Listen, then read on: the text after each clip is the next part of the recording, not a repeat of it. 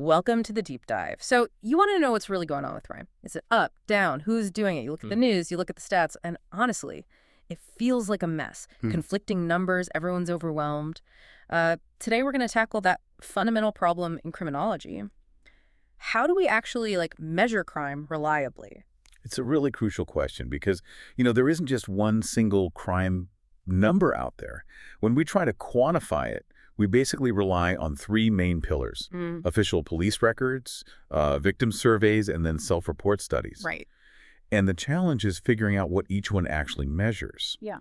And maybe more importantly, what gets left out. Okay, so that's our mission for this deep dive. We're going to unpack these specific tools, the UCR, NCVS, that big shift to NIBRS, and then hopefully reveal some of those maybe surprising patterns hidden in the data, especially around things like class, age, and that, really small group responsible for so much crime, the chronic offenders. Let's dig in. Yeah, we absolutely have to start with the bedrock data set, the official count from the police. That's the Uniform Crime Report, the UCR. For a long time, it's been the main source collected by the FBI. It focuses just on crimes reported to the police and arrests made based on those reports. And the UCR uses that standard list, right? The index crimes or Part I crimes, these 8 really serious ones the FBI tracks nationally. What are those exactly? Just to remind everyone. Sure. They split them into 2 buckets: violent and property. So violent crimes are murder and non-negligent manslaughter, forcible rape, robbery, and aggravated assault. Oh, okay. Then property crimes: burglary, larceny or theft, arson, and motor vehicle theft. Gotcha. Now, the FBI doesn't just give us raw numbers, right? They present this data in a few specific ways to make sense of it. That's right. First, you get the raw count. How many burglaries, how many robberies. Second, and this is key for comparing places, they calculate crime rates, usually per 100,000 people. That lets you compare, say, Chicago to a small town.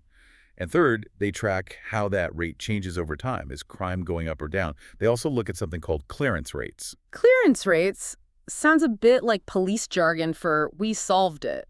How does a crime get officially cleared? Yeah, basically, a crime gets cleared one of 2 ways. Either someone is arrested, charged, and handed over to the courts. That's the usual way. Or it can be cleared by what they call exceptional means. Exceptional means. Okay, what does that mean? Sounds like there might be a catch. Well, it means the police are pretty sure they know who did it. They've got enough evidence to charge them, but something stops the actual arrest. Like the suspect dies before they can be arrested. Or maybe the victim, even after police have the evidence, decides they don't want to press charges. So the police consider it solved in a way, just not through the courts. Okay, but here's the big elephant in the room, right? The UCR is the official record, but we all kind of know it's got huge holes. I mean, how reliable can these numbers be if they only count stuff reported to the police? That is the single biggest weakness of the UCR. It's what criminologists call the dark figure of crime. Think about all the crimes that happen that the police never even hear about. Shoplifting, maybe minor assaults, domestic stuff sometimes. Right. The UCR misses all of that completely. And it also pretty much ignores most drug use unless it leads to another Part A crime arrest. Now, it's generally seen as pretty reliable for homicides. Those are hard to hide, and for tracking arrests. But for everything else, it's an incomplete picture. So because the official scorecard was flawed, we needed an upgrade. And that's where NIBRS comes in the National Incident-Based Reporting System.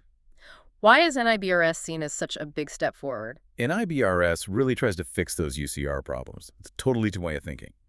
Remember how the UCR often just counted the most serious crime in an incident? Like, if a robbery also involved an assault, maybe only the robbery got counted. Yeah, the hierarchy rule. Exactly. NIBRS gets rid of that. It collects detailed data on every single crime that occurs within an incident. Okay, so you get a much richer picture of what actually happened. Precisely. And what's really powerful about NIBRS is how it links everything together. It doesn't just say a burglary happened. It connects the offense, the offender details, victim information, property stolen or damaged, arrest information, all in one record. Plus, it covers way more types of crimes and even tells you if it was an attempted crime versus a completed one. That gives us so much more depth than the old UCR. Okay, but even with NIBRS, better as it is, we're still talking about police data. We're still missing that dark figure. So how do we even start to guess how much crime isn't reported? That takes us beyond official records, right? Into surveys. Yes, exactly. If you think of UCR and NIBRS as maybe a telescope focusing on the really visible, serious stuff reported to police, Then the National Crime Victimization Survey, the NCVS, is kind of like binoculars. It gives you a much wider view of the whole landscape, including the unreported stuff. Right, the NCVS, sponsored by the Bureau of Justice Statistics. And it's a massive survey, isn't it? Like interviewing loads of people every year. Huge. Around 136,000 interviews annually. They try to get a nationally representative sample of households, and its biggest strength is right there. It estimates the total amount of crime happening each year, reported or not. It asks people directly if they've been a victim, regardless of whether they call the police. And crucially, it asks why they didn't report it, if that was the case. That gives us context the UCR just can't. That sounds incredibly valuable, but it's based on people remembering things, right? Yeah. If you ask me about something 6 months ago, my memory might be fuzzy. How reliable is that? And that's its main drawback. Methodologically, it's tough. It depends entirely on victims' memories being accurate, on their honesty, even on how they interpret what happened to them. And just like the UCR, it doesn't do a great job capturing substance abuse. Also, if someone doesn't even realize they were a victim, maybe some kinds of fraud or they forget details, that data is shaky. Okay, so we've got the official count, UCR and IBRS, getting better but still incomplete. We've got the victim's side with the NCVS, wider view but relies on memory. What about understanding the offenders themselves, and especially getting a handle on things like drug use, which both other methods seem to miss? That brings us to the third source, self-reports. Absolutely.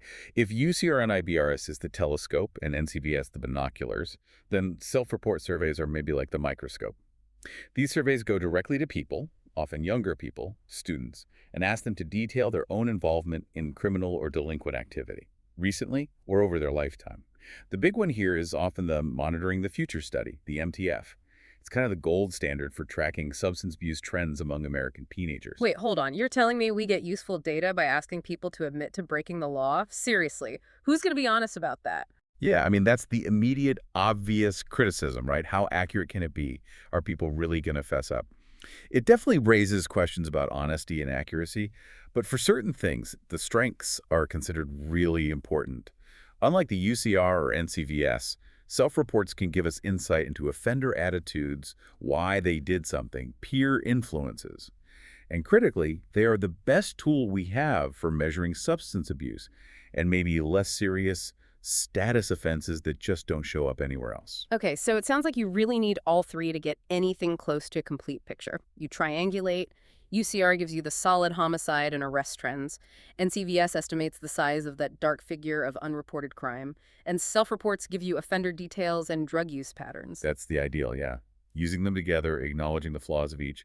Only then can we really start talking about the patterns the data reveals. And when we do look at those patterns, especially historically, the big story seems almost contradictory to what you hear day to day. It really is. We know crime has swung wildly through U.S. history. High after the Civil War, then a drop, and that huge spike from the 60s into the 70s and 80s. Crime really peaked in the early 1990s.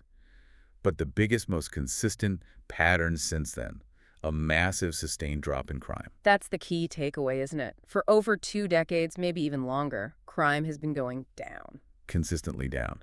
Even with population growth, both the official UCR numbers and the NCVS victimization rates show this downward trend. It's kind of amazing.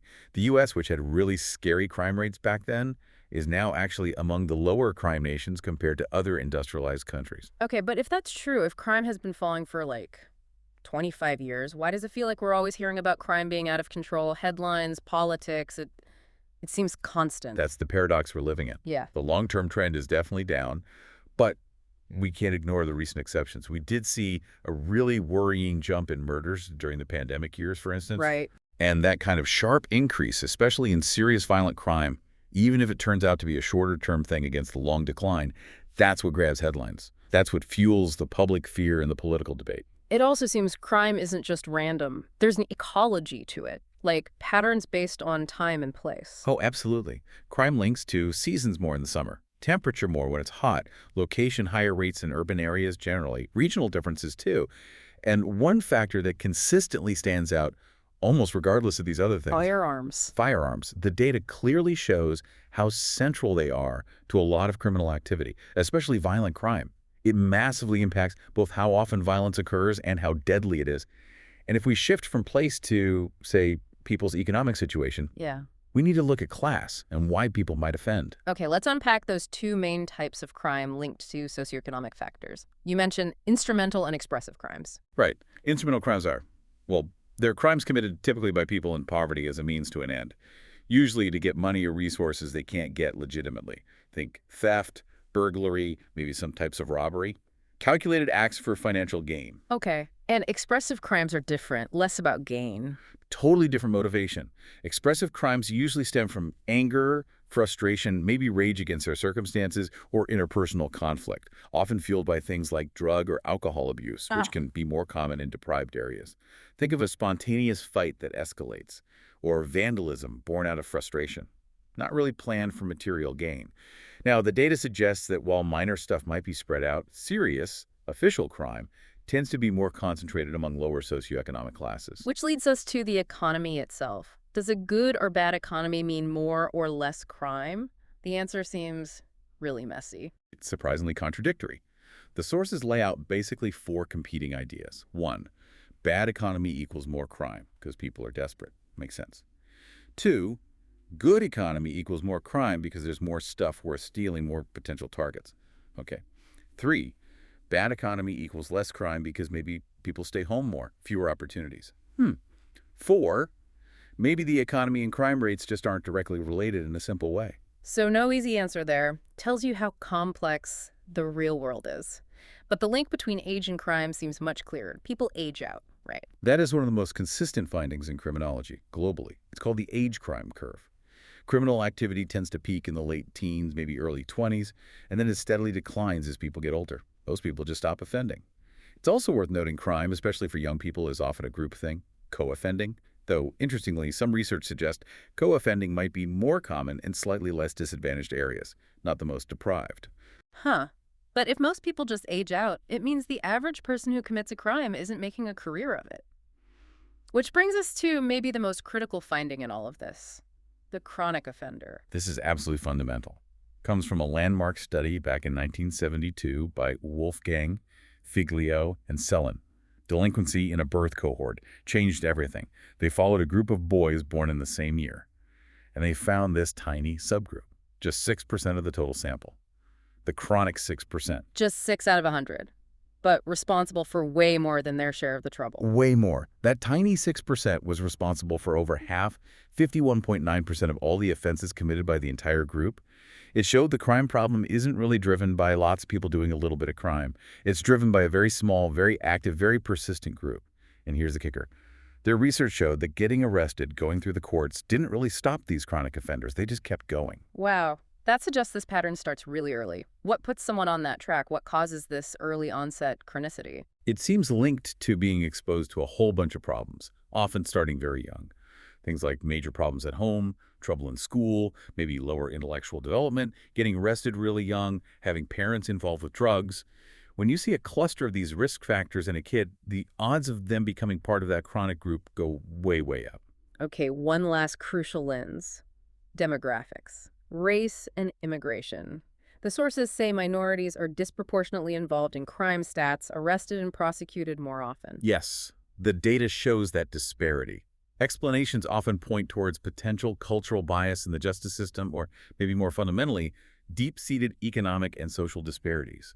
These can trap people in environments where those expressive or instrumental crimes become more likely routes. But, and this is really important, you have to contrast that with the data on immigration.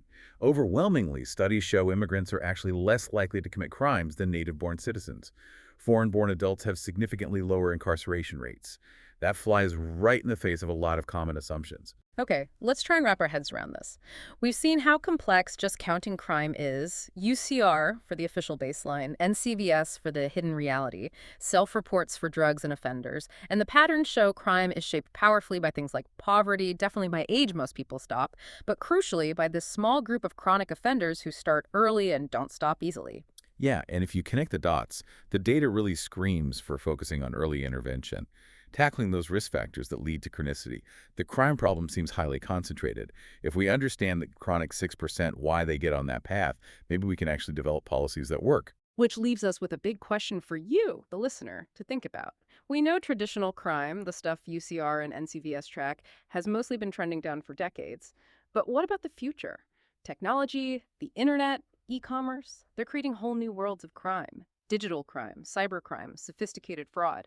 As these new types of crime keep growing, how is that going to affect that long downward trend in traditional street crime?